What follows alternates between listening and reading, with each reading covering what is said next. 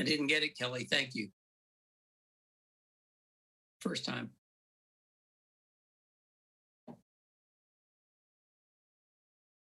Okay, and we know that Mayor Pro Tem Alvina Higgins is not going to be able to join us. She had a death in her family. So I will call the meeting to order. If you will join me in a moment of silence.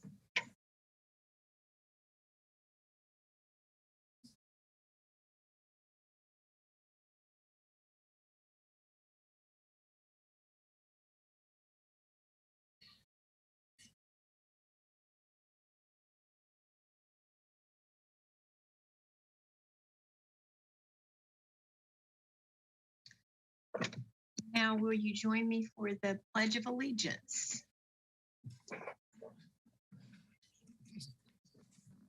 I pledge allegiance to the flag of the United States of America and to the republic for which it stands, one nation, under God, with liberty and justice for all.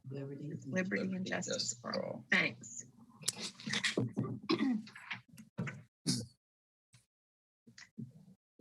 I would like to welcome everyone who has joined us today.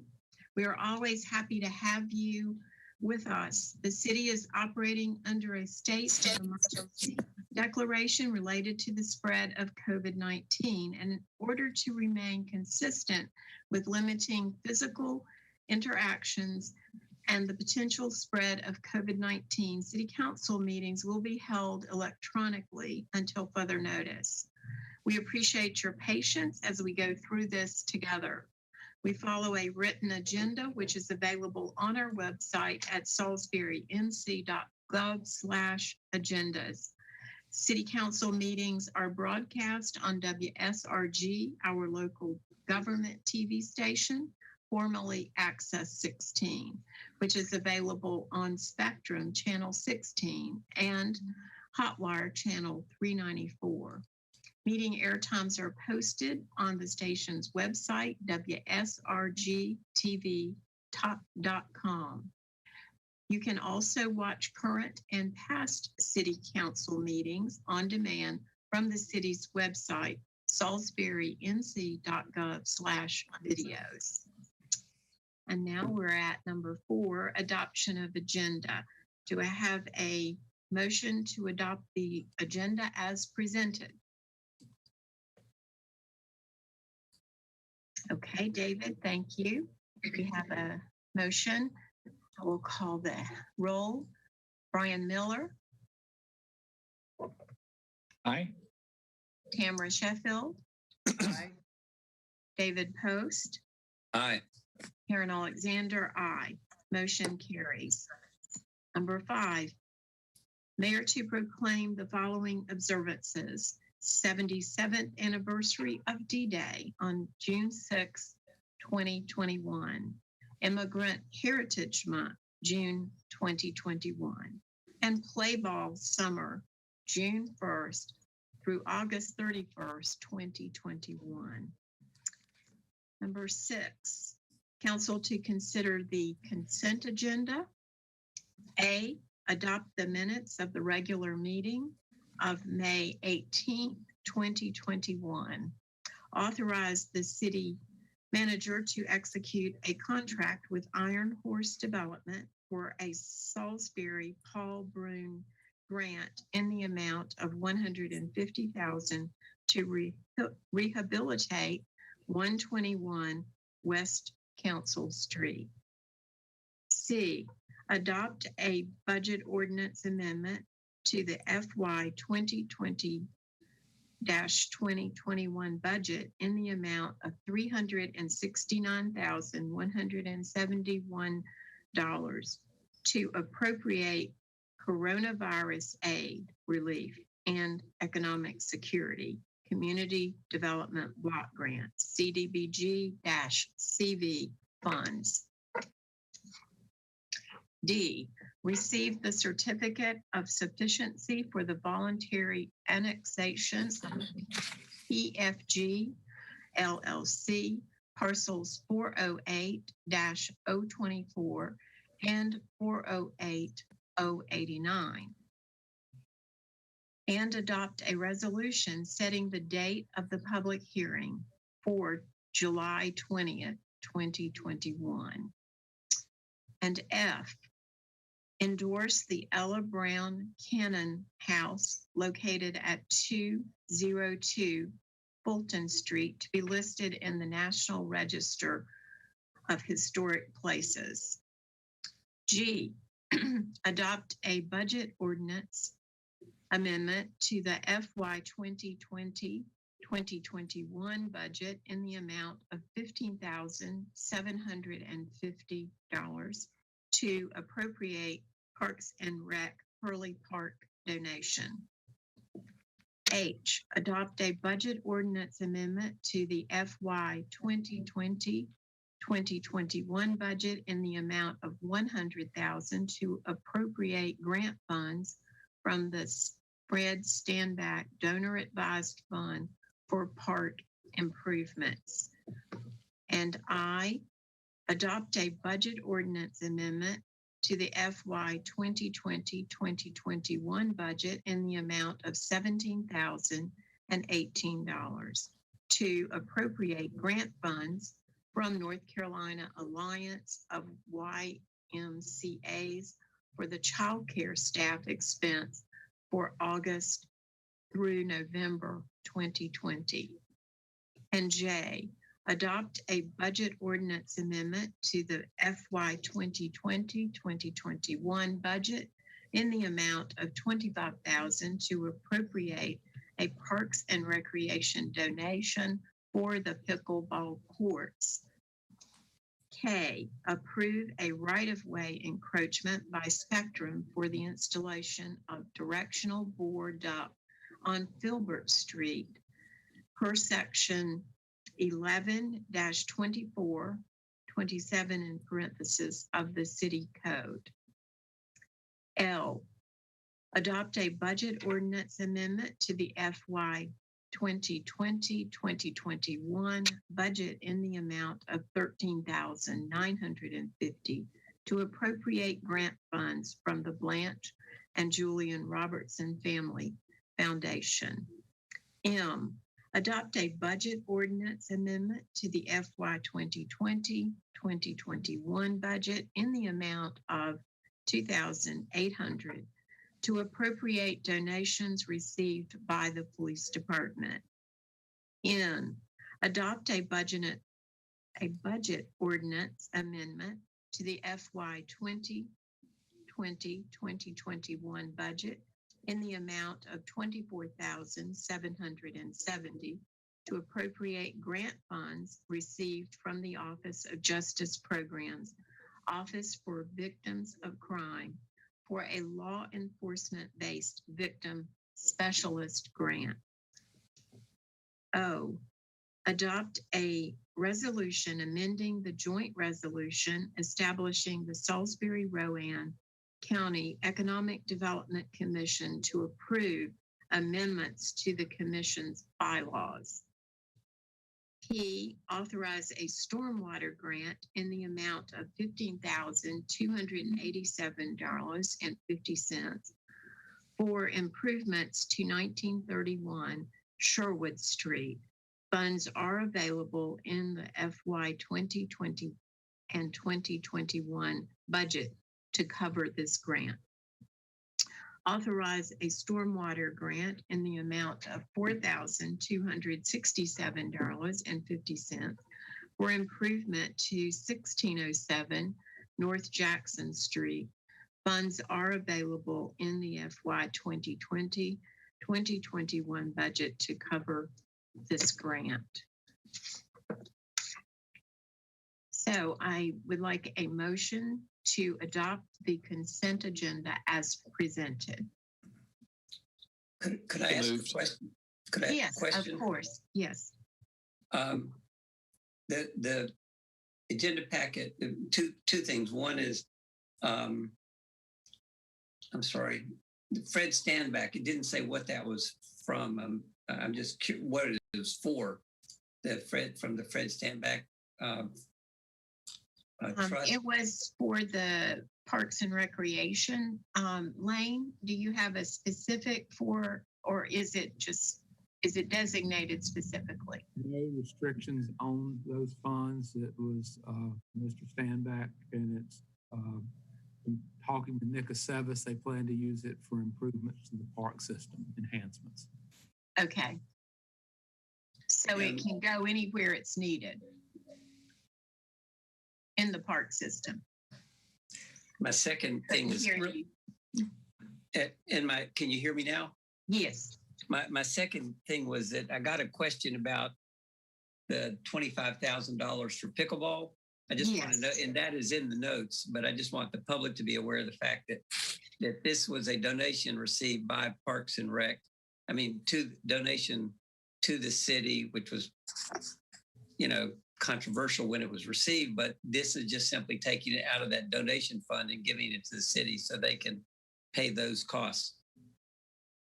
Which is for all of the improvements at the pickleball courts, which is wonderful. And thank you as one of the donors for that money, and your brother and Mr. Dunn. It is wonderful. I just visited this morning, and as a result of that being done, our city actually gained a program for vets that's going to be here in our community for the next 6 weeks. And the Parks and Rec person from the VA came this morning to the presentation. So thank you so much. Any other questions or comments? If not, I'll entertain the motion. I think Brian made the motion. Okay, thank you, Brian. I'm sorry I didn't hear you. So we have a motion from Brian Miller, and now I'll call the roll. Tamara Sheffield. Aye. David Post. Aye. Brian Miller. Aye. Karen Alexander. Aye. Motion carries. And now we're at number 7, council to receive public comment. Kelly Baker. Yes, ma'am. We have one person with us tonight. And Jesse Robinson. Okay.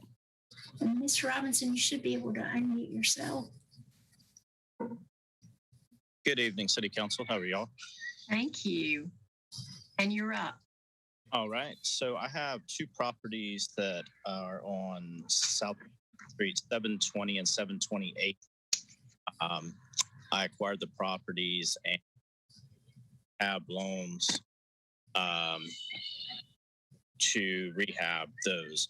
My full intent is they will be brought up to code, but beyond, to compete with what you're revitalizing in the neighborhood. I have spoke with Chanukah, and he's building a new home 2 doors down, and it's quite a nice 1,700 square feet. And it changed my plans on there to where originally on some neighborhoods, vinyl siding. In this neighborhood, we're going to do hardboard siding. They will not be rentals. They will be brought up to his code. They're beautiful homes. The bones are really good on them. They had some structural issues, and they look terrible from the outside. But all of the material has been purchased, had some challenges with labor commitments and things like that. We've worked through those. I've been in close contact with Officer Cotilla to keep him updated, and would like to see the projects through. They're beautiful homes, 12-foot ceilings inside, a lot of character, and they'll be not abbed, but restored as a historical preservation kind of project, with colors in mind to fit the neighborhood as it was originally thought to be. So I'm asking if I could be granted a 90-day extension in lieu of tearing my homes down, and allow me to continue this process. And I think the city will benefit, the neighborhood will benefit quite well. and to turn out to be, I think, a great asset to the community there. Thank you very much. Karen, I have a quick question. Okay. Ms. Robinson, I didn't Yes. hear the address of your properties. Yes, ma'am. It's 720 and 728 South Jackson Street. Thank you. Yes, ma'am. Those will be on the agenda later, Mr. Robinson. Okay. I didn't. Okay. Okay. Thank you. Yes. Thank you very much. Mayor, there was no one else who signed up to speak. Okay. All right. Thank you. We will close the public hearing and move to number 8. Council to hold a public hearing regarding the proposed FY 2021-2022 city budget. And our presenter is City Manager Lane Bailey. So we'll receive a report this time, and after that report, I will open a public hearing. Lane? Thank you, Mayor. And I'll ask Kelly Baker to share the screen that would go over changes that was made in the budget from when it was presented the last city council meeting. We've had a budget work session between times, and during that time, council asked that we make some changes, and these changes are reflected here. We have increased revenues by appropriating an additional fund balance in the amount of $480,372. And we're expending those funds in the general fund by increasing police department sworn personnel salaries by $92,183. We are increasing pay, and we're putting this into a special projects fund where we will look at certain positions we're having difficult attracting or retaining employees, and that would be $258,000 to make us more competitive. And we're increasing our 401 contribution to all employees in the city who are not sworn law enforcement officers. That 401 contribution would go from 3% to 4%. That additional 1% 401k contribution to the general fund would amount to $130,189. On the stormwater fund, we're increasing the 401 contribution to our employees there by 1%. That amounts to $404,622. We're decreasing special projects with the same amount to balance that budget.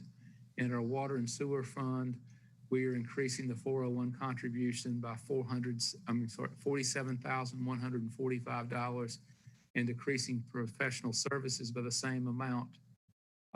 In the transit funds, we're increasing our ARP federal grants by $5,071 and increasing the 401k contribution again by 1%, but the same amount, $5,071.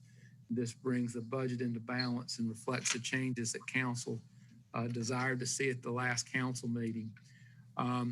Also at that meeting, we had discussed the possibility of refinancing our fibrant debt. And I think that there's going to be some challenges in doing that.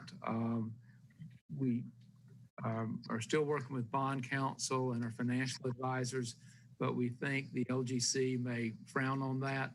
And we believe we have another way that might be a better way to go.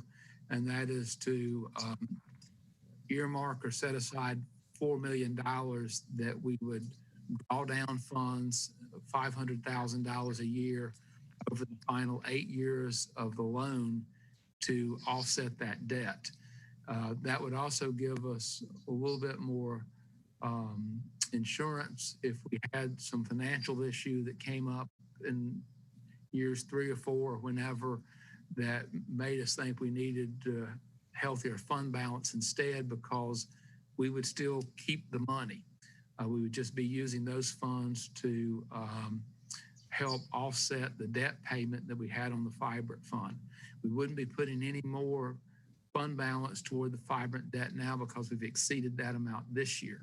But next year, hopefully, as our tax revenues catch up with the construction that we've seen on the ground and the permits that we've seen and one-stop shop, we can reduce the amount of money that we have for reoccurring expenses this year, but we would appropriate $500,000 a year to offset the debt payments for the vibrant debt. Interesting concept. What do you think, council?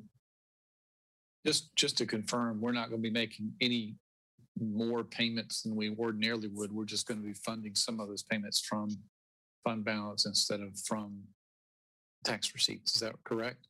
Yes, sir. And that wouldn't affect anything that we've got in this year's budget. It would be for FY 23 going forward. I think it accomplishes the same thing, which was relief to the tax rate. So I think it's a very, it doesn't give you all of the savings right off the bat, but it's better than not doing it at all. So I think it's positive. 500,000. Is there? How did you come up with the 500,000? I'm just curious. We have 8 years left on the debt. We had talked about $4 million in the simple math. And when is it over? I thought that it was over in 29, so that would only be 7 years.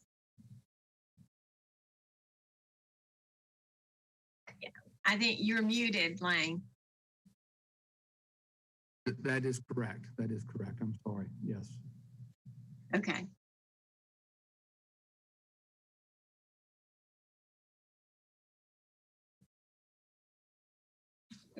Lane, the memo you sent out about that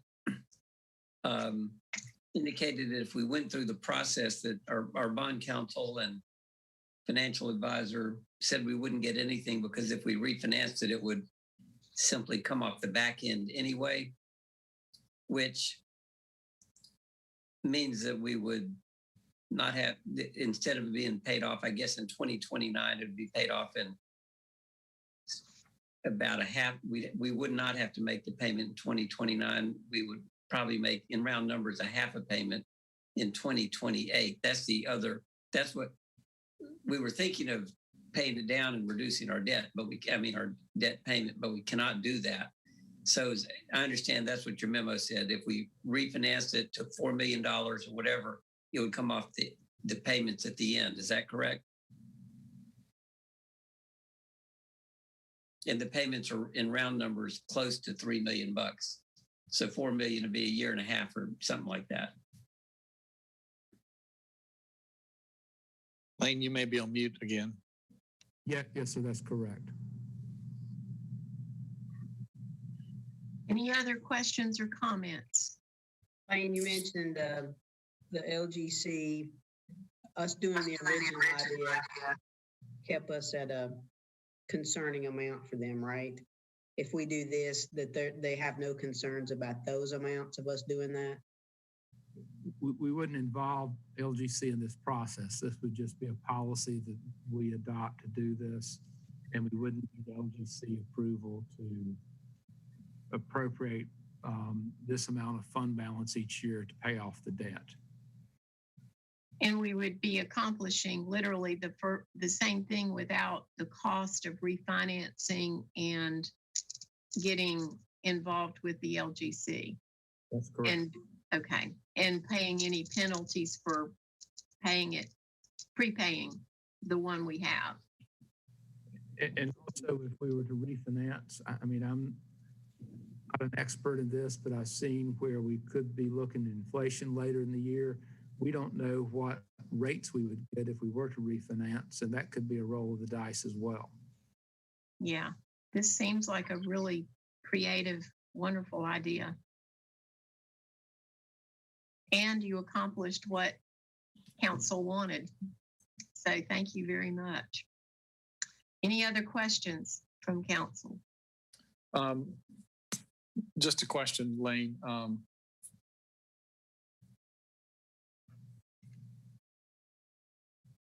You say this wouldn't take effect until, wouldn't be this calendar year, it would be, or this fiscal year, it'd be the next one, the one a year from now.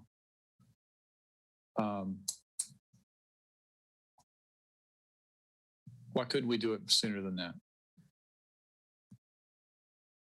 If you look at how much we're appropriating fund balance, the reoccurring costs, we're already, in essence, doing that. We're appropriating more than 500,000 for reoccurring expenses. So that's why we put it off to the following year there.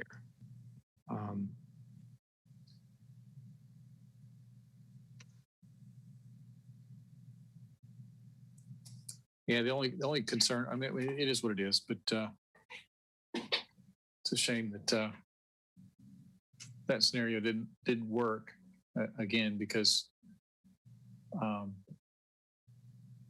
heard a little birdie told me that next year is going to be the toughest budget year ever. And the year after that's going to be the toughest budget year ever. So there's going to be all kinds of, well, we plan to do this, but we actually can't do it because of this or because of that. So I like where you're, like you and staff, the way you've come at this from a creative way to try and get to the same place. Because I think at the end of the day, it accomplishes basically the same thing, except that every year you get a chance to make the decision again. If we had been able to refinance, it would have solved it for at least until the life of the loan. So anyhow, I appreciate the work that you're doing to try and get us there. I kind of hoped we could pull that savings forward a little bit, but I understand why it's difficult. You would be able to save it, but you'd be locked into it. This still gives you an insurance policy in a way that if something quirky happens, you haven't refinanced then. In terms of subsequent years, I think we're going to have financial challenges for the next few years, but I'm cautiously optimistic with all the development that we've seen going on in the city that our financial condition is going to start to get better. And one of the best things a citizen of Salisbury can do is to choose Hotwire for their internet as their internet provider. They would get better service, they get a better price, and they also help to keep the tax rate down by doing that. It's a win-win-win situation, and you're investing in your locally owned utility. And if we could get rid in 2029, it will be one of the best years in terms of the budget. But I think it's going to slowly get better between now and then. But that's the best thing that folks can do to help out the budget is to switch the more expensive, less reliable, less quality provider and go with Hotwire. But other questions? I think that's an excellent point, Lane, and also just what we've seen this year, and you all have seen the announcements coming from the EDC. Snow Joe just announced 70 more jobs, and so that means that our business community is also seeing an increase, as well as the residential housing component. So with those as well, I think that, guardedly optimistic that we'll have more revenues that are business based and less of a need to only rely on our residential tax base. So I'm hoping. And I'd just like to point out for the public, I know we're about to have a public hearing, but the fact that this year's budget is being balanced with about $500,000 coming out of fund balance. We had a surplus last year of $1.5 million. And so one of the things we discussed at the budget retreat, or whatever we want to call it, was that we shouldn't, since we had a surplus last year that we didn't anticipate of $1.5 million, that using some of that this year, was an opportunity. Yes. Very good point. Any other comments from council before we move on? Okay, so if there are no more questions now, I will open the public hearing. Kelly, do we have anyone wishing to speak No, Mayor, there was no one who signed up to speak. on the budget? Okay, then we'll close that public hearing and move on. Karen, Yes. I just wanted to see if anybody had signed up to speak before I ask a few questions. Oh, okay. Okay. I'm sorry. And I don't know. I mean, I guess we keep that time frame open for citizens to have time to give us feedback. I would just say that I don't know how you already know how I feel about the stormwater and the water fees. That's a total of 4% increase for people who probably rent versus tax goes to people who own. If I have to walk or ride my bicycle to work at, let's say, Bojangles or one of the hotels down at the interstate, I'm probably not going to get that 4% raise. So I have very, very big concerns on us moving forward with that. The other thing that, and we didn't discuss it in the retreat, was the proposed fee schedule. And so for any citizen who wants to comment or bother to go read it, Lane, you just said something about development and we've got a lot of good things going on. I hope that we remain that way and remain business friendly. Looks like every fee that we have in the community planning service appears to be going up. I'm not sure if there's a increase in cost to us on that. Not from what I've learned over the last few years. We have a lot of services. One of the things I think we're all very proud of is our Parks and Rec department here. We have many, many beautiful parks. We're about to have a really new, awesome one come online downtown. The great part about that is we'll be able to walk through it, enjoy it, but no one of a certain means will be able to actually rent it or use it because of the fees. I think the words I wrote outside of the fees for the proposed fees for Bell Tower Green, I think I wrote the word ridiculous. To rent that entire park, let's say for an event, festival, I don't know, cookout, whatever, it's supposed to be a park that we're supposed to be able to use. I understand that there are some costs involved there, but for that to be a $4,000 fee, it seems astronomical. I don't know where that came from, but at the same time, we also went ahead and just nudged up our fees on our other facilities that are already existing.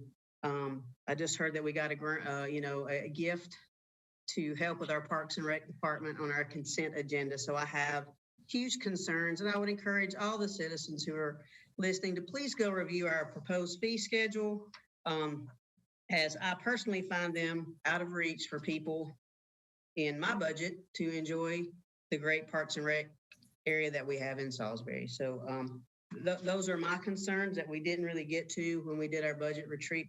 And I just wanted to make sure that publicly people are aware of some of the other things that are changing outside of the proposed no tax rate increase, but the proposed 2% and 2% raises on water, sewer, and stormwater.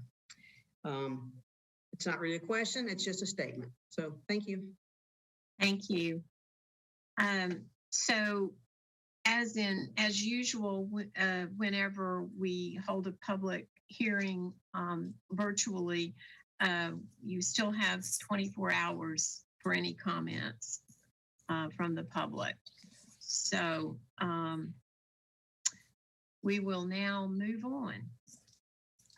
Number 9, council to consider adopting the FY 2021-2022 Community Development Block Grant, CDBG, and Home Action Plan and Budget. And the presenter on this is Housing Planner Candace Edwards.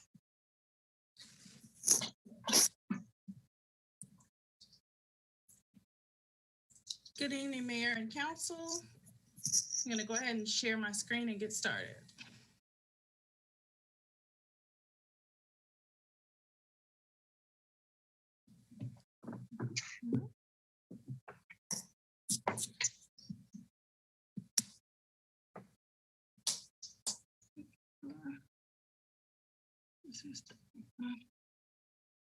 Okay. Can you see my screen? Yes. Okay, let's make sure this is the right one. All right. So I came to you all last month on May the 4th and gave a presentation for our CDBG regular funding. I have been coming on our coronavirus funding. This is our regular allotment for CDBG funding and home funding. At that time, I presented that we would receive $456,668 of CDBG and home program dollars.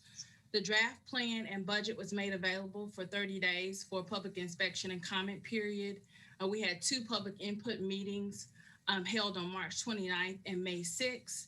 No modifications to the plan, the goals, or the budgets were recommended during the public comment process. However, additional priorities were raised for consideration and have been incorporated into the plan. Additionally, on May the 14th, the city received notification from HUD that our fiscal year 21 allocation to our CDBG funding was going to be increased. The new allotment is $289,360, which is an increase of $4,202. So there'll be some minor adjustments in where we put those funds. The $460,000, $460,870 is the total funding amount now with the new increased amount to our CDBG funding. Just gonna keep going on. I'm just gonna outline or go through our primary goals. We have 6 goals this year, which are consistent with the city's consolidated and comprehensive plans. Goal 1, owner occupied rehabilitation, will help us reach the goal of increased supply of decent affordable housing. We have $265,260.62 set aside from our CDBG and home dollars to help us meet that goal. Goal number 2 is to provide opportunities for home ownership. We've set aside $30,000 for home buyer assistance to help us meet that goal. Goal number 3 is improve public facilities and infrastructure. Again, if you'll remember, we started this project last year on Last Drive or on Last Road, and we're going to add the $17,569 to complete that particular project, which is a sidewalk. This is the sidewalk and the overhead aerial shot. Goal 4 is public services. We have $43,404 set aside to assist 5 public service agencies.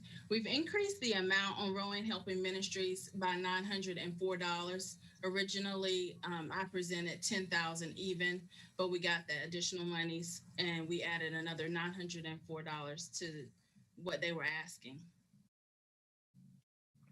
Goal number 5, affirmatively furthering fair housing. No monies were set aside for this particular activity because we have money set aside in other departments to help us meet these goals. And goal number 6, effectively plan and administer programs. We did increase that to the specified cap that HUD allowed. So just a small increase in that, bringing that budget to $66,165. And that is total combined for home and CDBG. And I misspoke in our last meeting and said that this particular funding was going directly to the city. This money is paid to CDBG, is paid to CDC to administer those programs on our behalf. So again, we have $289,360 now, which before we had $285,158 in CDBG funding. We have $146,510 in home program money, program income, we're estimating at 25,000 for a total budget of 468.70. This is our breakdown. Again, increase the amount in our program administration. The cap is 20%, so we increased that by a little bit based on what we got in that additional $4,000, as well as the Rowan Helping Ministries. Home budget stayed the same. Owner occupied rehab at $108,217. Down payment assistance still at $30,000, and program administration there at $8,293.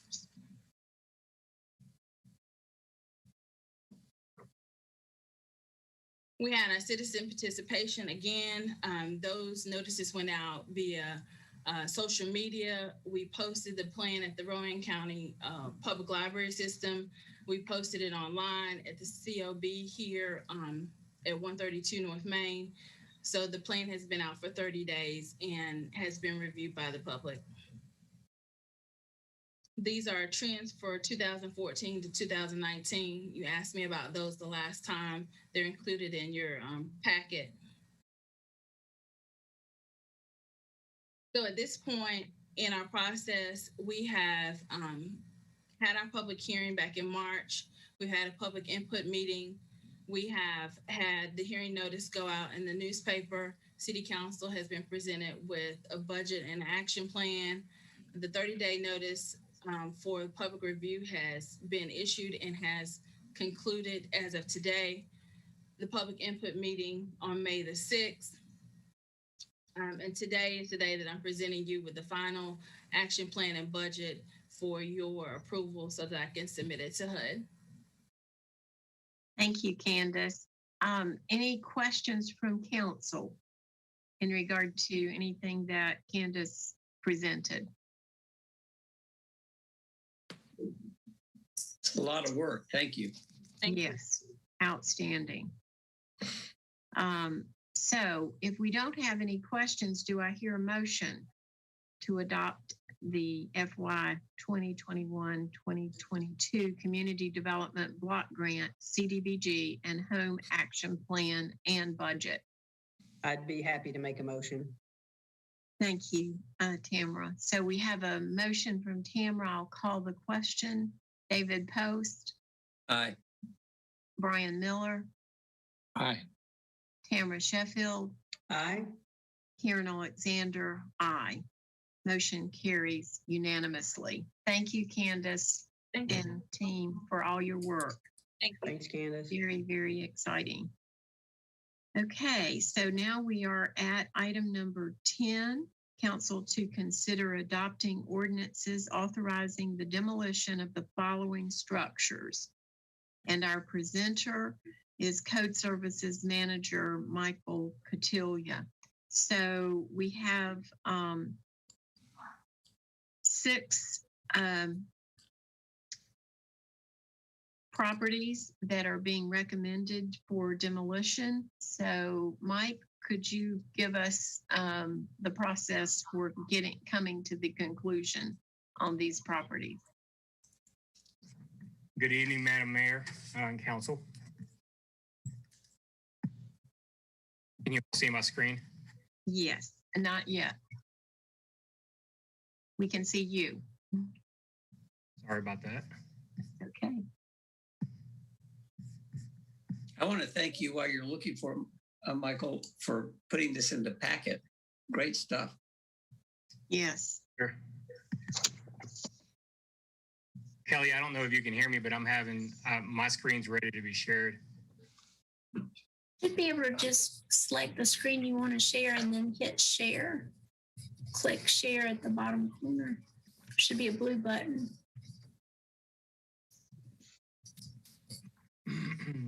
Yeah, I'm not.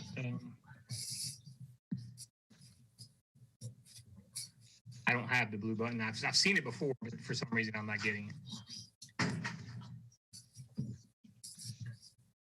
If you could email me your PowerPoint quickly, I could pull that up.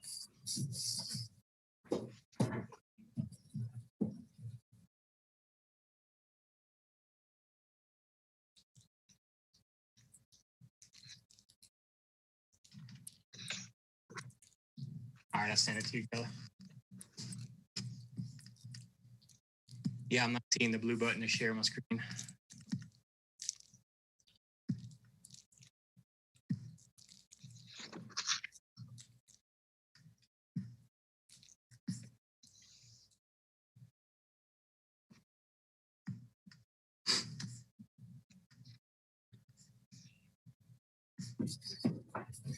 There we go. I got it. Can you see it now? Yes. Yes, now we can see it. Thank you. Sorry about the delay. I'm sorry. That's okay. So in the fall of 2020, we began to identify and inspect potential demolition candidates. We created a list of 23 structures that were in a dilapidated state or would require more than 50% of the tax value to bring them up to minimum housing code, or were in a vacant and abandoned state with continual vagrancy issues. Of those 23 structures, 4 of those have since been sold. 3 of them are undergoing renovation. 2 of them were demolished by the property owners. 3 are under a historic preservation delay, and 6 were transferred to next year's list due to budgetary issues. So tonight we'll look at the remaining 6, which we'll ask council to consider adopting an ordinance allowing code services to demolish.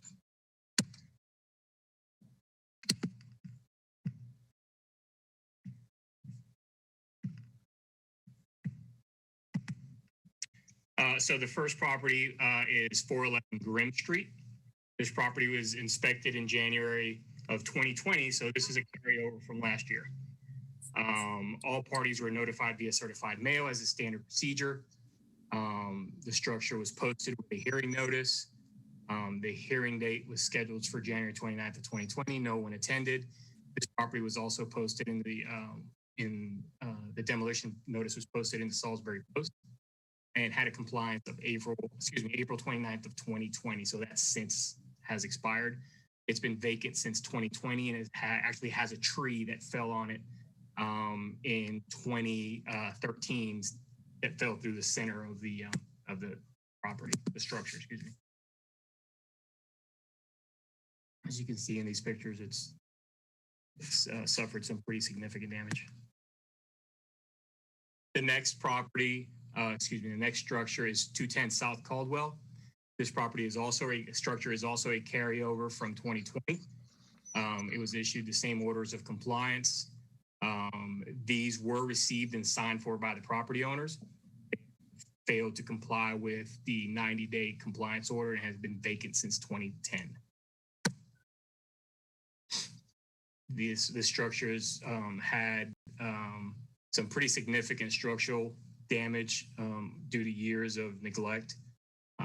The structural integrity has started to collapse at the back of the property, and the structure is starting to sink.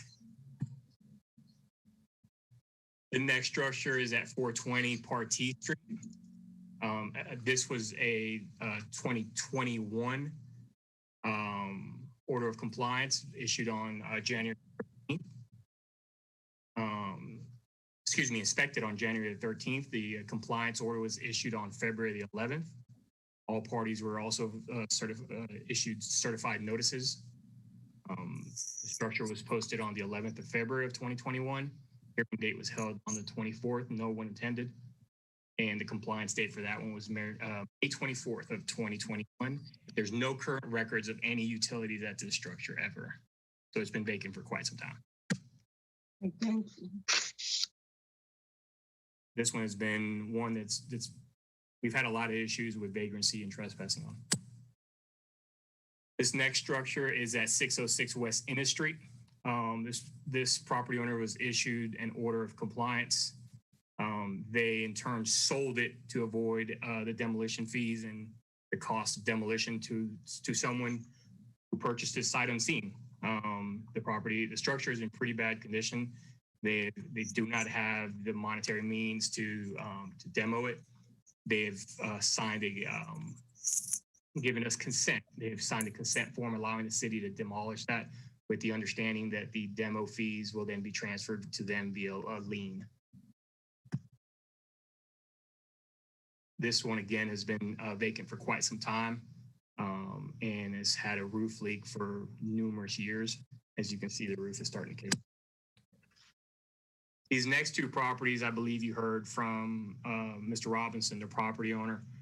What Mr. Robinson did not mention was that he has owned both these properties since 2018 and was issued an order of compliance on January 13th of 2021. We're almost up to 150 days of that 90-day order. That being said, if council adopts a demo ordinance for these two structures, I'm prepared to issue Mr. Robinson a new compliance order with a 90-day compliance period with the understanding that both structures will need to be completed in that new 90-day order. This is the first one. This is 720 South Jackson, which is owned by Mr. Robinson. And then 728 South Jackson was also issued an order of compliance on the same date. As you can tell, he's done some work. I'll give him that. He certainly has not nowhere near enough work to consider these compliant. Okay. So that completes my presentation. Any questions? Okay, thank you. Any questions from council?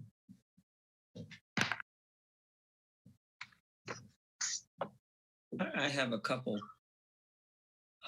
First of all, 606 West Dennis is kind of sad. That used to be Paul Bernhardt's residence years and years ago, who was a former mayor of Salisbury. He sold it and then moved out to Neal Estates, but you know, that's just sad. On Mr. Robinson's properties, if we do not adopt an ordinance to adopt it, to demolish it, what's the impact of that? We'll be back here in 90 days if the property is not brought to compliance. If you do adopt an ordinance, then we don't have to do this again. But if we don't adopt it now, then you'll come back to us. If he hasn't complied, you'll come back to us in 90 days. Correct. So let me clarify that. The advantage for city council to go ahead and do a demolition order is that still, you could still give him 90 days, but then if he doesn't, then we don't have to wait again and again and again. Which okay. Okay, I just needed that clarification because I have actually been to these properties. These particular two are really awful in terms of what they are doing to the values of the property that is next door, totally next door, which is a CDC project of a new home. And the work that has been done is very, very substandard. So I don't know who did it, if this was done prior to this gentleman owning it, or if this is work that he's considered that he's working on it, but it is not anywhere near either the quality of product that goes with that neighborhood. Is very, very substandard. And I think that we've also had the historic Salisbury group look at these properties as well in the past. So, and this has been going on since 2018. And we're working so hard to secure that neighborhood and make it what it should be. And it's right. It's two properties away from the West Square Historic District. So it is very crucial that that we take a stand, that we will not stand for this kind of, continuous I have one, non-compliance. and related to that, I have one other question, which would be that if he makes substantial progress in the next 90 days, but hasn't rehabilitated it totally, would you come back and report that to us? Or would you say, well, you just didn't get to the goal line, and so therefore we're going to, If an ordinance is adopted tonight to demolish them at the end of 90 days, if significant improvement has not been made, I will then issue a demolition order to our demolition contractor. Yes. And Michael, just humor me. What would you consider significant? I mean, they're rough. They So are. what would that be? 90 Yeah, days. windows, doors, roof, siding, interior punch out is something that we would consider if you get to interior punch out. So if you've completed the aesthetics, the street aesthetics of the renovation, I would consider that considerable. So it's dried out, it's safe. Those are the kinds of things that you would look at. Correct. Right. And does it have power and water run to it currently? No, it does not. Okay. Neither one does. Excuse me. And I want to clarify that even if you did the exterior, he would have no obligation to get power or water to the property until all of the inside was finished, which I could add that to the compliance order because he will be issued a new compliance order within 90 days. Okay. And I can add the requirement that it will need to be that power and water would need to be added in order to be compliant. Okay. Because that would be very important. Sure. I think regardless of the proximity to neighborhood or what neighborhood, I think we've got to make sure we've got the right stuff being done, right? I mean, that's why. Yes, it doesn't matter. I agree. So that's why we have you, Michael. I think the going from 22 on a list is phenomenal work in a very challenging year. So thank you for that. I mean, just my opinion here, and for the rest of the council, I think since the owner did bother to speak to us this evening, I don't think it's the end of the world for 90 more days. I know it's been a long time, but but that's the cutoff, and you set very specific parameters if that's how you can do that. I'm okay with granting that. I just don't know how the rest of you guys feel about it. Thank you, Tamara. So I just want to be clear, Tamara, on your position. Are you saying that we should not include that in the ordinance to demolish and allow or ask Officer Katia to come back if the progress is not made? Or is it you want to include it on the list of properties to be demolished and give him the opportunity of working with him for an additional 90 days? Which of those two options are you advocating for? If he does not show the significant change that Michael just described, then it's on the demo, is how I'd look at it. So in other words, just to say that differently, you're actually wanting it on the list, but he gets 90 days to correct. And then that way Michael doesn't have to come back. Yes. Okay, I just want to make sure I understood your position. I think that's more than fair since it's been in play since 2018. yes. And Okay. I would share that thought. I mean, I think I don't know if this problem's getting any better. Maybe Michael, you can give us some context to that. But the fact that we have the ability to do this and we're cleaning them up one at a time, over time, we had some substantial concern when we first started doing this 5 or so years ago that the list was really, really long, and coming to us regularly with properties that are in the worst condition. I just think it's the right thing to do for us to keep, I hate to say it this way, but keep the pressure on those folks who are not. Absolutely. They own properties that are not, I mean, this is not a third world country. nobody in Salisbury should have to live next door to a property that is in the condition that we saw in those pictures. So for me, the sooner we can let the community understand that we're going to fix it, we're going to do what we can to get it going, and anybody who owns one of these properties, that we're going to work to either get them fixed up or get them taken care of if they're not. So I'm in favor. I'd just like to point out one issue, which is that August, the way 90 days measures, August is a 5 Tuesday month, and the first Tuesday in September is the 7th. So communicate the second meeting in August is the 17th. Which is 75 days out.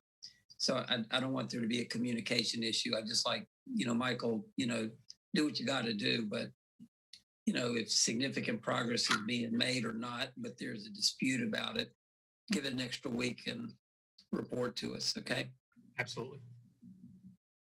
Yeah, to that point, I don't think anybody's saying that we're going to, 90 days and 5 minutes, we're going to, we want the properties fixed. But at the same time, clearly communicating what the deadlines are, what the expectations are, as you've already discussed, is what we need to make sure we're doing. I think, like Mr. Robinson stated, we've established communication now.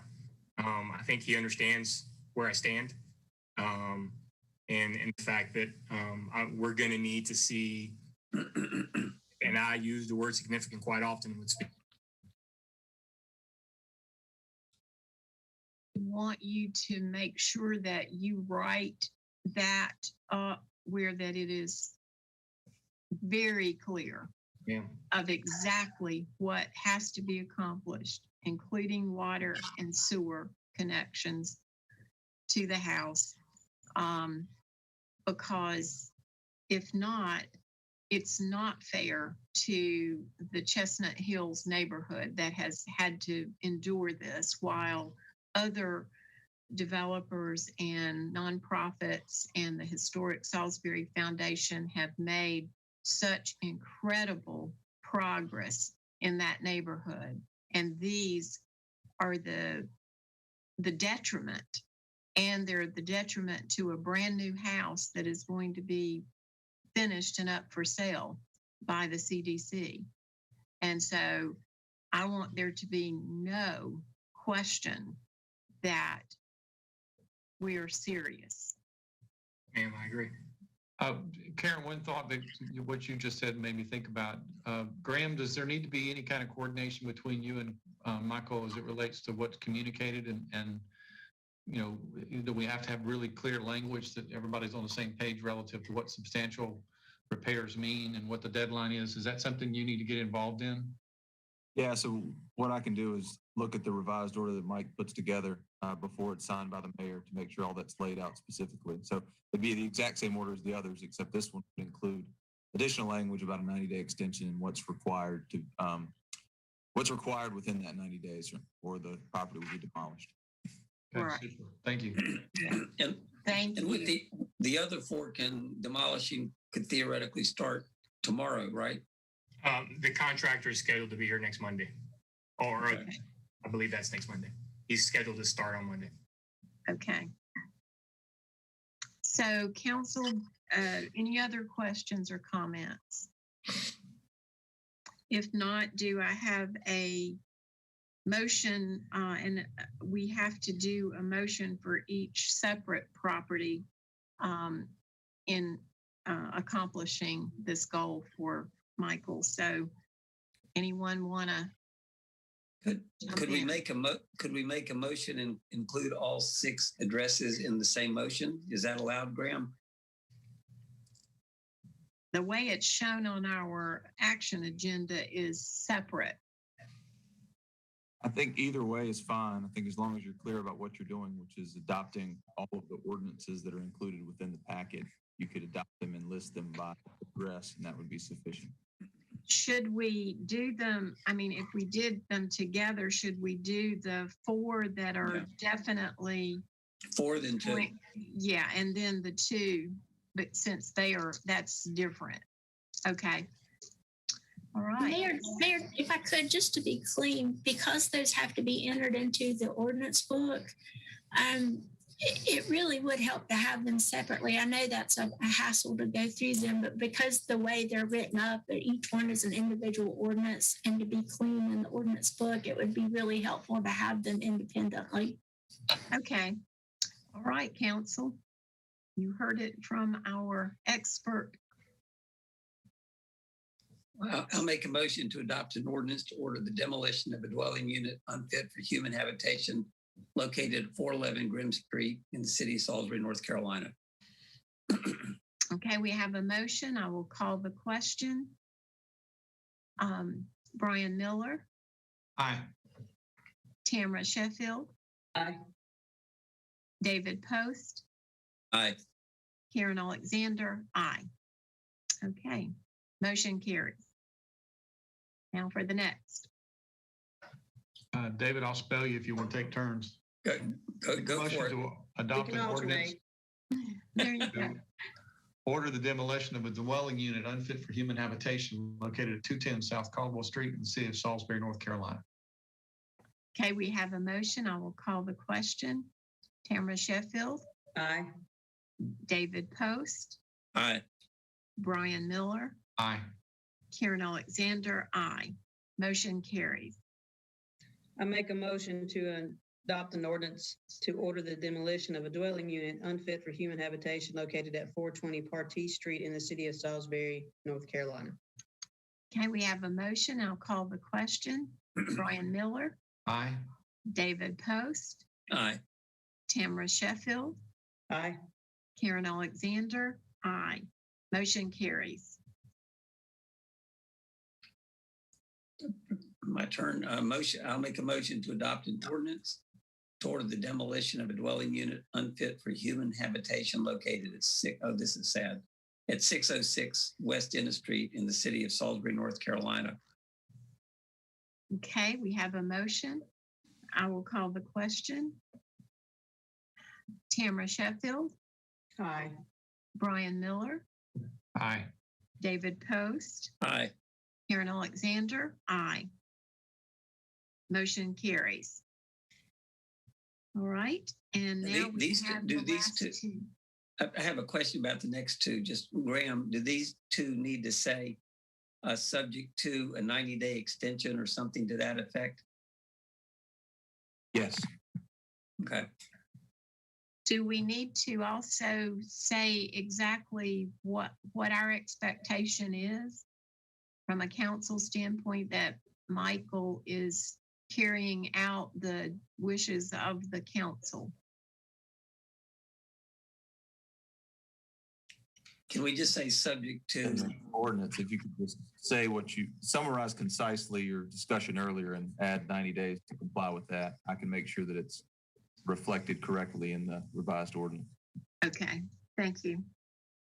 And we still need to do these as two separate in case he gets one of them done, but not the other. Yes, please. Okay, I'd like to make a motion to adopt an ordinance to order the demolition of a dwelling unit unfit for human habitation located at 720 South Jackson Street in the city of Salisbury, North Carolina, subject to a 90-day extension for substantial improvements to occur at the property, to include access or hookups to utilities, electrical, water and sewer, and or gas if applicable. Period. I don't know if that fits Graham or not. anything else we need to add to that ordinance? I'm okay with that if you are, Mike. Okay, I wonder if we should say that the exterior has to be completely done, including windows, siding, roof. Can we just say Did you- significant improvements as determined by code Code enforcement enforcement? officer. Yeah, I mean, I would just say that, and it, gives us a lot of leeway there. And he Okay. said he would come back to us if necessary, so that there's no dispute between the city and the property owner. I will accept that as a friendly amendment. So we just to have, clarify, Kelly, after you have the action agenda item, it would be subject to a 90-day extension to allow for substantial improvements to be made to the property as determined by our code enforcement staff. And then Graham, the exact requirements can be set out in writing so everybody's on the same page. thank you. I would use the word significant if you'd accept that in the amendment, since it's the word that, as opposed to substantial, since it's the word that code enforcement used. I'm okay to accept significant instead of substantial, or whichever the ones I was supposed to use and I used the wrong one.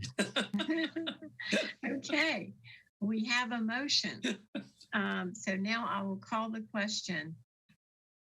David Post, Aye. Tamara Sheffield, Aye. Brian Miller, Substantially significant. Yes, aye. Karen Alexander, aye. Okay, Kelly, can you take the last one, however we ended up writing it, and just add 728 South Jackson Street? Make a motion that reflects that. Is that possible? Do I have to read it again? I don't know if I can do it again. I believe in you. Okay. I Motion can to try. adopt an ordinance to order the demolition of a dwelling unit unfit for human habitation located at 728 South Jackson Street in the city of Salisbury, North Carolina, subject to a 90-day extension to create significant, I forget the rest. Improvements. Improvements improvement. to the As property as outlined by the determined code by enforcement. code enforcement staff. Okay. Thank you very much, Brian. So we have a motion. I'll call the question. Tamara Sheffield, Aye. David Post, Aye. Brian Miller, Aye. Karen Alexander, aye. Motion carries unanimously. Okay, Michael, thank you for thank you. really, really thorough presentation. Thank you. You're welcome. Yeah, I mean, you make our job easier. Yes, Wow. Thank you. thank you, Michael. So we will move on to number 11, council to consider land development district map amendment Z-01-2021 to rezone 7.55 acres, 6 parcels located adjacent to North Craig Street, West Henderson Street, North Caldwell Street, and Hobson Street from general residential and general residential open space preserve to open space preserve only. And our presenter is Development Services Manager, Teresa Behringer. So Good you're evening. up. Thank you. Good evening, Mayor and Council. I will bring this case up just to do a quick recap. This case Z-01-2021. Let me get my slide started. This is for the rezoning of 6 parcels, approximately 7.55 acres of combined acreage for Hurley Park. And I'll just quickly go through.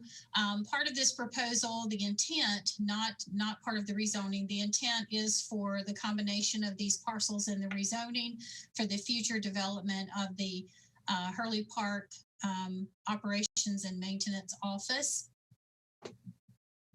And of course, this proposal will be reviewed by staff for complete compliance with the land development ordinance.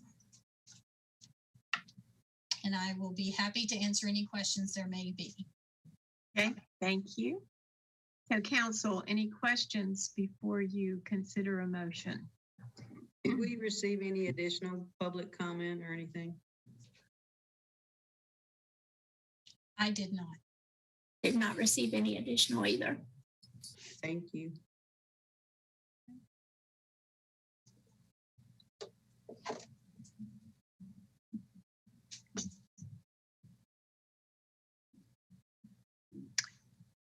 So anyone want to do the motion? Well, Be happy to. Yeah, I mean, I think it's, Go ahead, Tamara.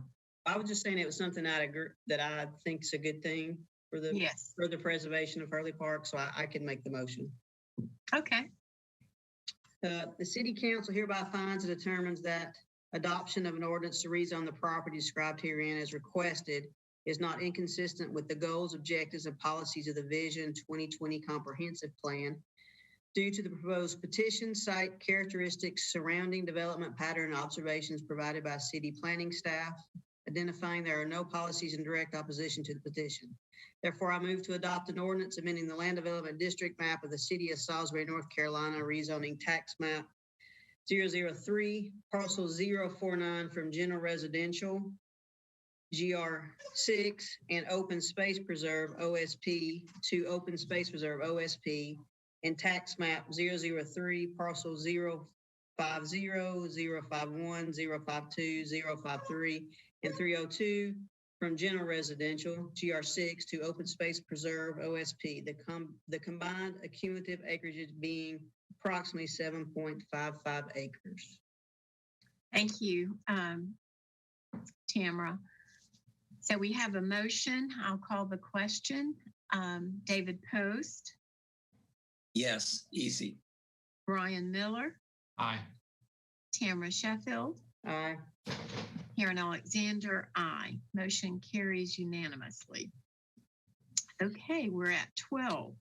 Council to consider Land Development District Map Amendment Z-02-2019 to rezone 6 parcels at the corner of West Marsh and South Ellis Streets from general residential to urban residential, and 2 parcels from general residential and historic residential to historic residential only. And again, our presenter is Development Services Manager, Teresa Behringer. Thank you. So again, this is an overview of the area. These are the properties here on West Marsh Street, cleanup of one split zoning and then rezone all of these parcels to UR12 to be in line with the UR12 zoning in the proximity and adjacent on South Ellis. And then the cleanup of these parcels, the frontage of these parcels are on South Fulton. These are some rear boundaries that have general residential split with HR. And that proposal is to clean up those parcels to become completely historic residential. And I'll just kind of give a vicinity map showing all the parcels identified and be available for questions. Okay. So council, any questions?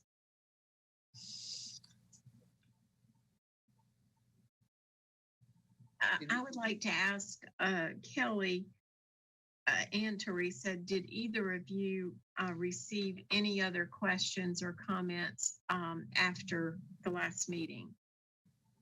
No, ma'am, I did not. Yeah, I didn't receive any other comments either. Okay. All right. Thank you. Aaron, I did want to share, I had heard from a couple of neighboring property owners prior to the last conversation we had about some concerns, but they emailed me after our last council meeting and said that the conversation and understanding, Teresa, the question that we asked about, could the parcels ever be recombined, and could something like an apartment type structure be put on? And the answer was no. That was sufficient to ease their concern. So they got the answer they were looking for in our conversation last time. They withdrew their opposition. Okay, and I will disclose that I also got feedback from several of the neighbors, and they also were satisfied with the explanation of the zoning characteristics that Teresa included in her presentation. So I have not heard any other comments afterwards. Okay, so if there are no other questions for Teresa, then do I hear a motion? Be happy to make it. City Council hereby finds and determines that adoption of an ordinance to rezone the property described herein as requested is not inconsistent with the goals, objectives, and policies of the Vision 2020 Comprehensive Plan due to the proposed petition, site characteristics surrounding development pattern, and observations provided by city planning staff, identifying there are no policies in direct opposition to the petition. Therefore, I move to adopt an ordinance amending the land development district map of the city of Salisbury, North Carolina, rezoning 506 West Marsh Street, 512, 516, 520, 524, and 0 South Ellis Street from general residential GR6 to urban residential UR12 district, and rezoning 508 and 528 South Fulton Street from general residential GR6 and historical residential HR to historic residential HR. Okay, thank you. We now have a motion on the floor, and I'll call the question. David Post, Aye. Tamara Sheffield, Aye. Brian Miller, Aye. Karen Alexander, aye. Motion carries unanimously. And now we are up to number 13. Council to consider approving final subdivision plat S-01-21 for Ashton Manor Phase 1. Accept the streets for maintenance and adopt an ordinance establishing stop conditions. Our presenter is City Engineer Wendy Brentel. Wendy, you're up. Good evening. I'm going to go ahead and share my screen. Maybe.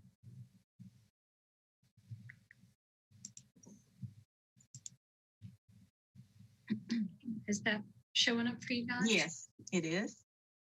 So what I have before you is final plat S-01-21 Ashton Manor Phase 1. Just want to give you a brief background on this one.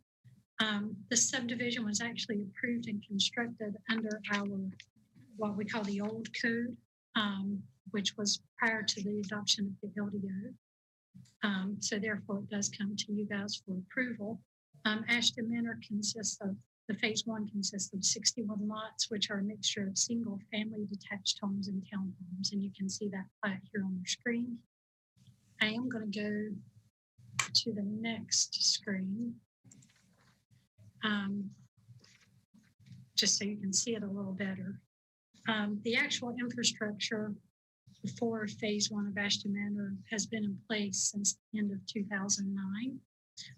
But the streets and the utilities were never accepted, and the site was just left as you see it here.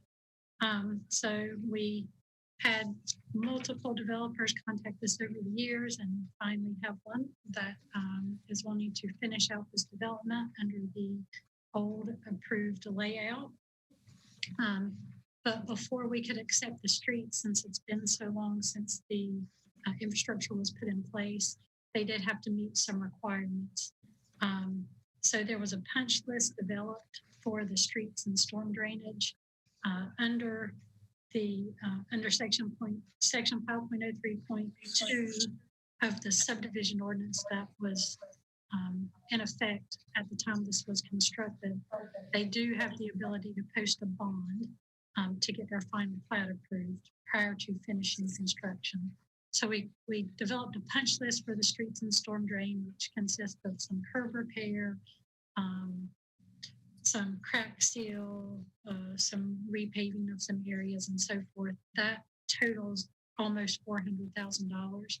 They have posted that bond.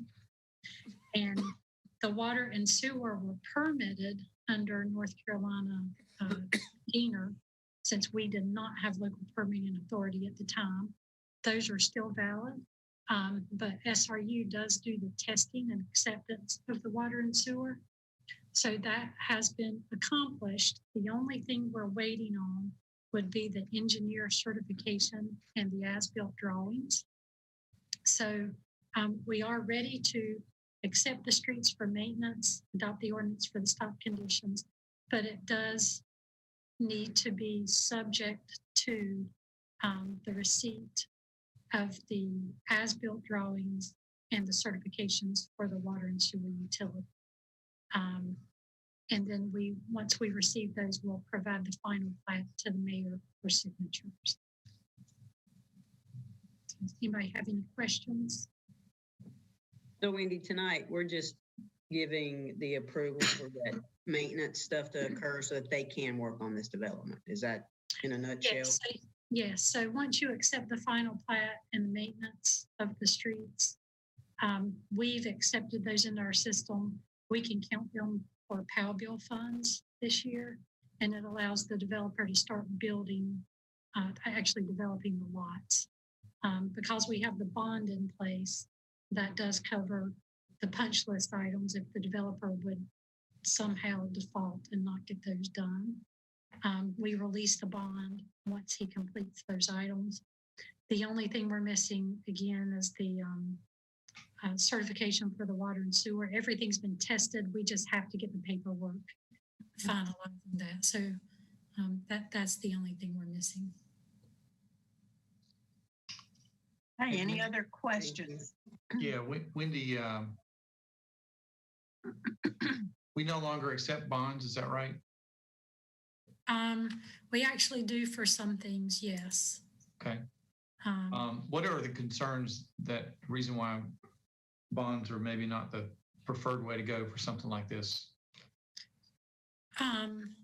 So if we were looking at a new development and the contractor or the developer was not wanting to finish something out, such as, I don't know, sidewalks, things like that, there's the chance that if they want to bond it and then develop the sidewalk as they do the lots, if a lot doesn't develop, sometimes the sidewalk doesn't get installed and the bonds may not be enough to pay for that. So there are concerns, occasionally. In this particular case, it is allowed, and we do think it's the best solution since the infrastructure has been in place for so long. Right, and just to make sure I'm on the same page, the bond, the performance of the bond, the paying, if the bond were have to be enforced, it gives us the ability to use those funds to make whatever improvements were required as part of that agreement. Is that correct? That is correct. We do not release the funds until the items have been completed that the funds were deposited for. Right. So I remember 10 years ago, we had situations, at least I think I remember this, where folks did not renew bonds. And therefore the bonds kind of expired before we were made aware. How do we make sure that doesn't happen? I'm just curious what the mechanism is to make sure that we are involved in any renewals or extensions or anything like that. So in this case, we actually received a cash deposit. So we have those funds. We have the funds. That solves the concern. Okay, super. Okay. Thank you. I just want to make sure we walk through all that. Thank you. Great question. By the way, those comments were not at all meant to be about that particular developer. It was just curious that, how we make sure the bond doesn't get away from us. So right. And to answer that question, typically the bond company does send us out notification if the bond is about to expire, and we now have to sign off on something accepting that expiration. Okay, good deal. All right, thank you. Okay, anyone want to make a motion unless you have other questions? I'll be happy to, David, unless you have a question.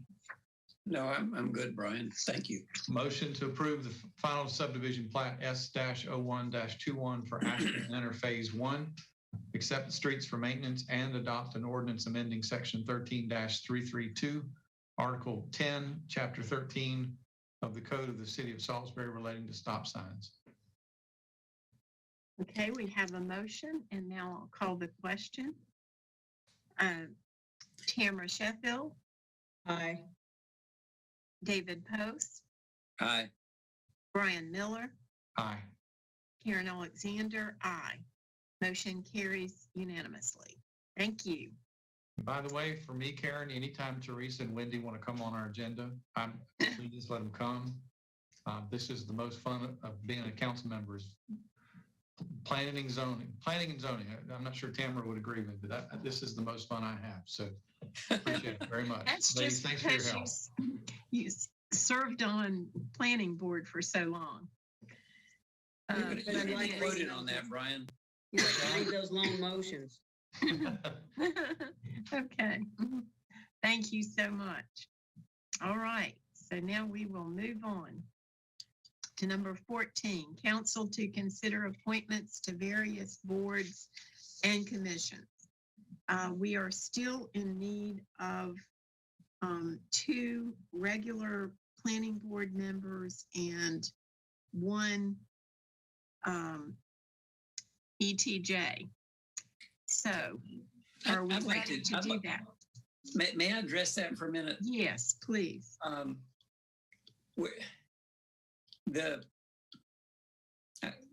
brought this up about 5-6 years ago, which is we have 2 seats that are for the ETJ.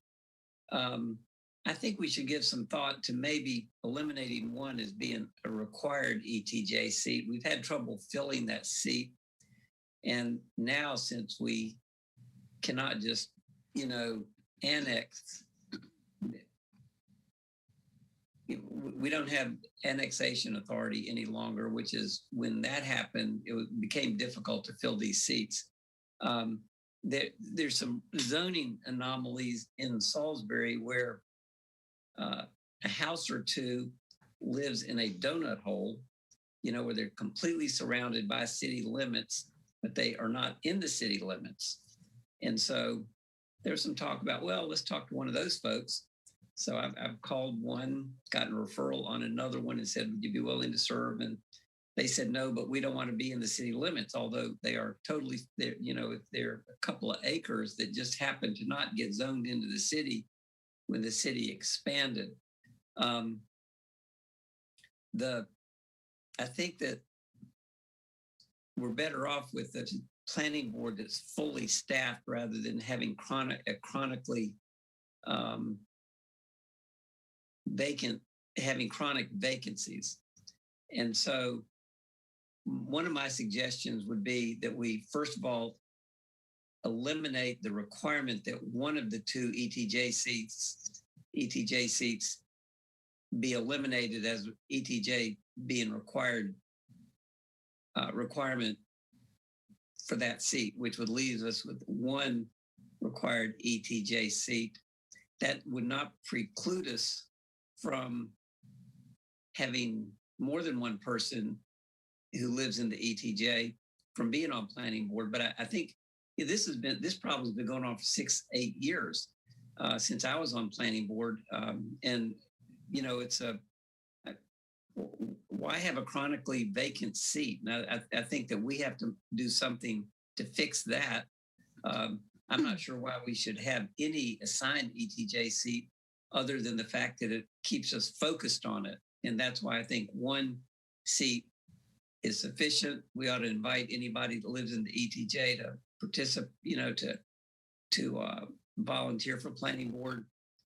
But I'd like to see the planning board full. It hasn't been full, for my entire term on city council and for a couple of years before that. And even I think before that, Karen, you were chair of the planning board for a while and it wasn't full.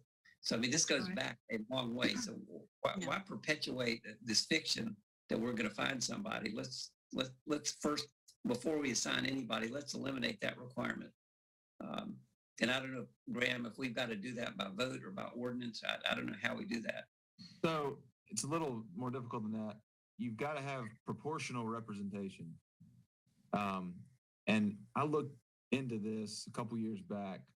Brian Hyatt was the interim planning director, and I'd done some calculations then, so I'd have to update that. But the calculations then was it required 2 members is where it landed.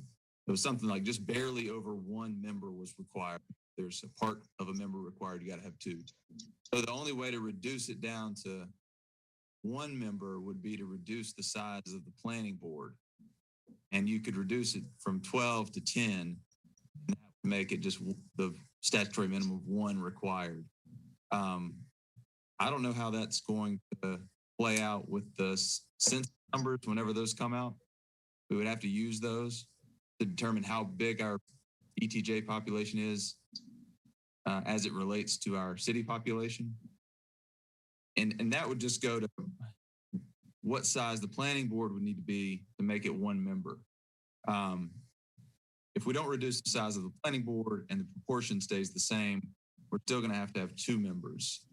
So if that, all that's the same, the other option to fill those ETJ seats is you can have members appointed that do not live in the ETJ or the city. You can have county residents appointed if there's an inability to fill those seats. So we could look and if there's any interest beyond the ETJ in that.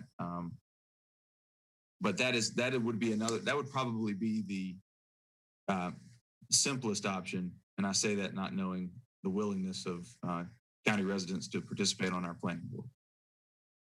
Well, first of all, would you go back? I mean, it's been 3 years since Brian, I think, was interim planning director. Would you do the recalculation? Because we brought a number of housing units into the city.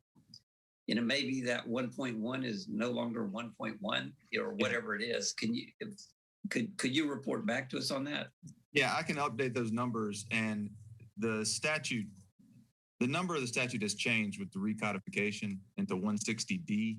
And there's some language in it that's changed, but the effect of it is the same. So there's still that requirement to have the one, at least one representative. But I can redo those numbers based on the latest ones we have. And then there's a requirement to redo them again once the census data comes out. But I can do it on the best numbers we have now and redo it when the census data comes out. But we still need to have somebody fill at least the 1 seat. Well, we have that. And we filled, I have think. that filled, right, with Timothy Norris. Okay, yes. Yes. Okay, so we still will need one. So are you suggesting then, Graham, that we allow you to go back and do this work and then come back to us for that 1 seat? And then we could go ahead either tonight or the next meeting with the other 2.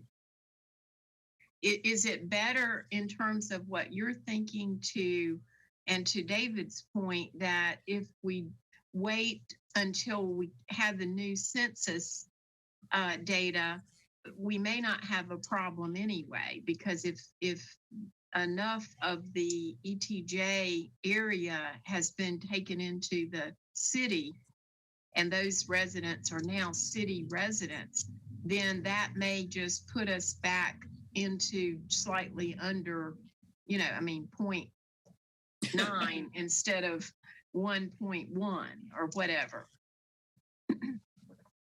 Yeah, I can run. I'll run the numbers that we have now and just give council an idea of where they are, and then I can run them again after the census data comes out. Okay. See how that changes things. Okay.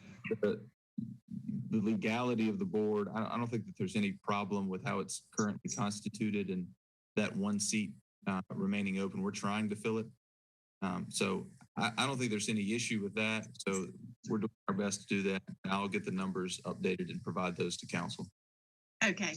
So what is council's pleasure tonight? Do we want to wait for that information before we make our choices for the other 2? What do you feel comfortable doing?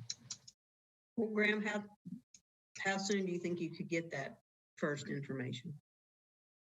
That shouldn't be, I mean, I ran running the calculations shouldn't take that long. I can have that to you pretty quickly by the next meeting. By the next meeting. I'll have the Okay. census data by then. I would say since not all 5 of us are on here tonight, Right. I know we don't want to keep dragging this out, but if we could get that, if that's something we could look at. I mean, David, I think you're right on. We've got one. We know why it was originally created. Do we have to keep the other one? Maybe we can get our answer. Right. I think that's a great suggestion. So Yeah, I have a question, Graham. I just want to understand this. You're saying that we could fill a position from somebody who lives not in the city, but in the county? Yeah, so strictly speaking, the county is the one that makes the appointment for the ETJ seats. And the statute says if the county is unwilling, is unable to find a qualified candidate, and I think being willing is one of the qualifications, then you can appoint from the county.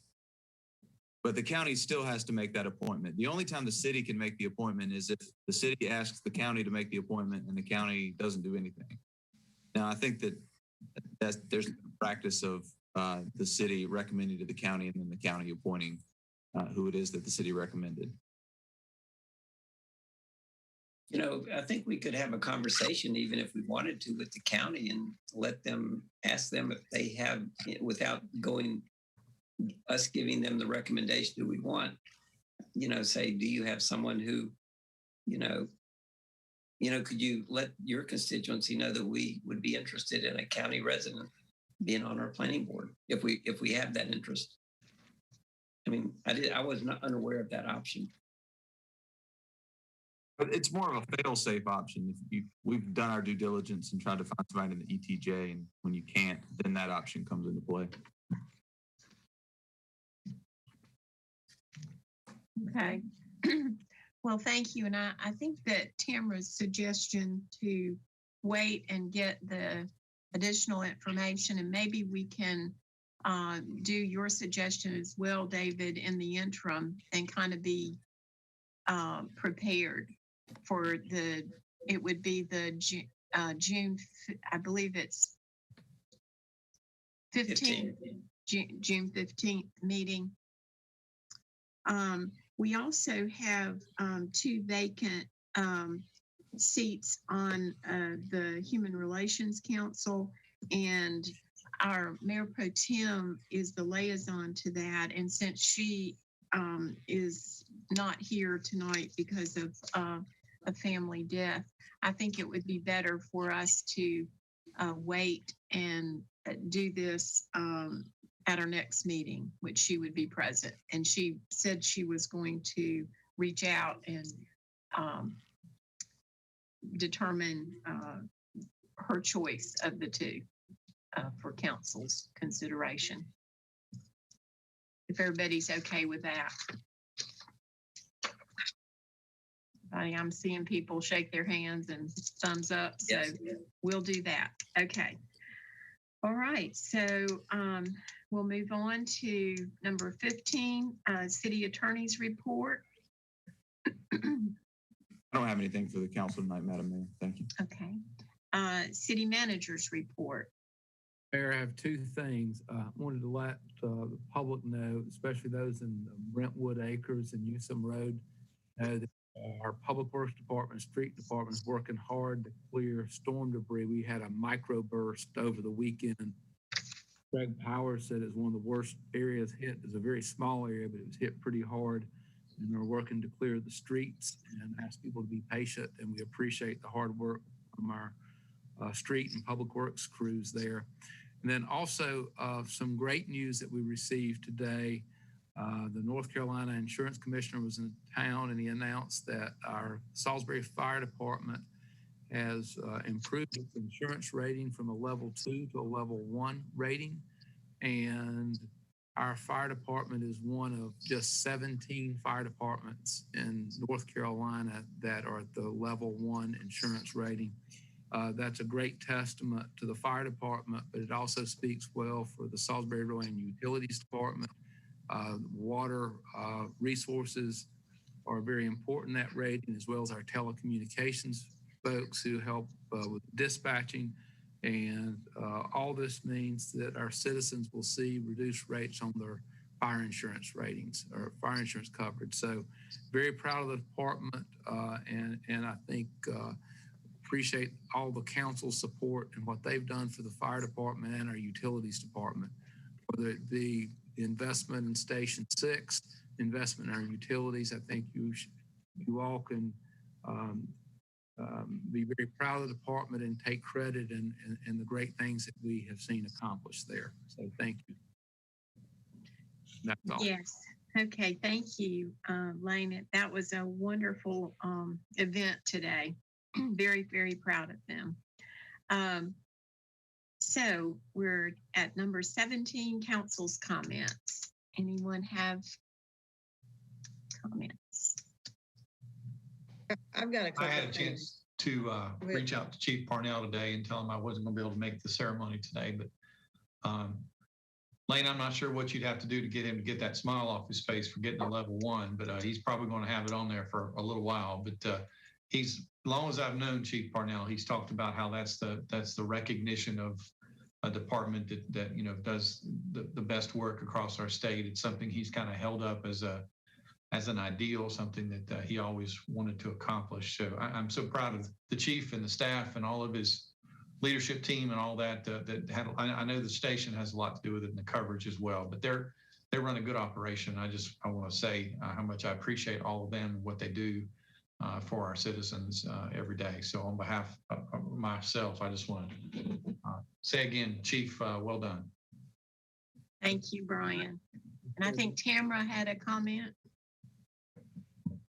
Just the insurance commissioner said less than 0.5% of the departments in the state and the country had that level of rating. So very proud. Yeah, absolutely. Yeah. So Tamara, did you have? Yeah. Okay. I did just a couple of things. I just want to take a quick second to kind of show this. It is Ellen Yang. She has been playing amazing softball. She's led us to World Series, the whole family. And she has been stepping up recently to play with our boys baseball team at Salisbury High School. And I just want to say that don't ever, no matter what your age is or your gender, let anybody box you into thinking that you can't do anything. So I would just like to thank Ellen for being a trailblazer here in Salisbury. This is great news. Also, Wise Up Rowan, which is our youth substance use prevention group, is doing a drive-through take back medication program this weekend. So if you have medications at home that you don't know how to dispose of, we're setting up a take back location. It will be at the Rowan County Health Department, and that program's from 10 to 2. We will have the nice ice cream truck from the police department there. We will have hot dogs from the hot dog shacks and sodas available as well. So we want people to come through. It's a drive-through event. So we hope if you have these at home, because you never know who at your house has access to your medication. It may be something that you don't need or you don't know what to do with. So just remove the temptation from everybody and bring it to us this weekend would be great. And I'd just like to say thank you to the veterans, the Rowan County Veterans Group, who just put on a fantastic Memorial Day service this weekend. It was held at our beautiful flag concourse over at our beautiful city park. And so it was just a really great service. I was happy to be able to attend. And then just as a reminder, today is June 1st, which kicks off the LGBTQ plus Pride Month. So Pride is 365 days a year, but we especially want to recognize all of those folks who have helped trailblaze equal rights and equality for everyone. So I just wanted to mention that, and thank you all tonight. Thank you, Tamara. So David? A couple of comments. First of all, kudos to Chief Parnell. I was on my way out there and spilled my lunch all over me. And I thought, oh my God, so instead of showing up looking like a slob with my lunch all over my shirt, I turned around. But he did a far better job than I did, and the whole staff. And I think our entire staff, we thank him every week, but that's not enough. I mean, tonight's agenda showed how efficient and how helpful they are to the entire community. The other thing I wanted to mention was there's an organization called Military Adaptive Court Sports, where this guy named Steve Harper, who's the executive director, has created a way to work with veterans, who have various disabilities and the such, to engage in court-related sports. And he's going to be in Salisbury, as the mayor mentioned earlier, for the next month or so, a little more than next month, every Tuesday morning, although the schedule may change. working with veterans on the Salisbury pickleball courts. He got into got him into the veterans luncheon today, and he got to speak for about 10 minutes to encourage them to come. But he has been in 8 different states or 9 states with VA hospitals all around the country promoting this. And the way he got into pickleball was amazing. He was at a VA hospital where the veteran had lost both legs and an arm. And he said he was really depressed about the fact that he couldn't play any sports. He'd been a real active young man. And he said, here, let me show you something. And he gave him a pickleball racket and took him out on a pickleball court. And this guy could play pickleball, from a wheelchair somehow with one arm and wheelchair. So he has taught himself how to play wheelchair pickleball, although he's a fabulous athlete. And he's bringing this to Salisbury because of our, Veterans Hospital here. And I just think it's another example of what our courts down there have done. I was down there last night just watching, and there was one group of people I know who were one person lived on the other side of Gastonia, one person was from Mooresville, one was from Greensboro, and one was in Charlotte. And Salisbury was the most central location they could find, and so they came here to play. Last week, a guy named Tim Wilkinson, who is a U.S. tennis pro from Charlotte, who was ranked at one time number 20 in the world, decided he wanted to play pickleball. And Mr. Pickleball in North Carolina is a guy named Marcus Luke, who lives in Winston. So where did they decide to meet up? But Salisbury. And we got a group together within about 10 minutes to teach this professional tennis player how to play pickleball. And of course, as people saw him, this crowd started gathering around him because you used to have to pay, $1,000 a ticket to see him play at Wimbledon or the US Open or wherever. And so, our location is incredible. And it's because of its location. The last thing I just want to point out is that North Carolina has an open, like it's called the North Carolina Pickleball Open. For the last several years, it's been hosted at Wake Forest in Winston-Salem. My brother, Johnny, is an outstanding tournament director and has been asked to take over the tournament. So that tournament this year will be in September, and he will it's coming to Salisbury. The North Carolina Pickleball Open will be in Salisbury. It'll bring 400 to 500 people here, maybe more, who knows? But I mean, this is becoming an economic driver for us. I mean, when I was there last night, these people from all over the state were playing. They said, okay, so where do you want to go eat? And people ask me, when they're out of town, where should we go eat? I mean, this is, bringing people into town. And I just think that what we've done is great. And it's showing up. Go out there any day at 5:00. I invite you all to just drive by the courts and you'll see everyone in use. So we've done a good thing for the community. Yes. And the mayor was there today meeting Stephen. And there'll be a story about it in the newspaper tomorrow. And the veterans and I need to thank the mayor also for putting me in touch with the veterans group in Christiana Christian Church, and which I called immediately at 11 o'clock and got him on the program. That at 12 o'clock. I mean, that was an amazing event. So anyway, thank you. Thank you, David. And I'd just like to take this moment to thank you and John and Greg Dunn and others who provided the money to do that work, because it is amazing what it is attracting to our community. And it was thrilling to be there and meet Stephen Harper and see his passion around giving the veterans who've come back from war, who are suffering from PTSD and traumatic brain injury and losing limbs and so forth, and having them have something that they can then participate in. So, and Salisbury being the choice for that, as well as the North Carolina Open. So it's great that council voted to do that for our citizens, and it's really thrilling to see all of the seniors that are out there playing as well every day. So thank you so much. I guess it's like the Field of Dreams, build it and they will come. So we did, and they did come. So thank you so much. Also, I would like to just tag on to what Tamara said in regard to the Take Back Medicine. That is such a wonderful program, and so important that people know not to flush their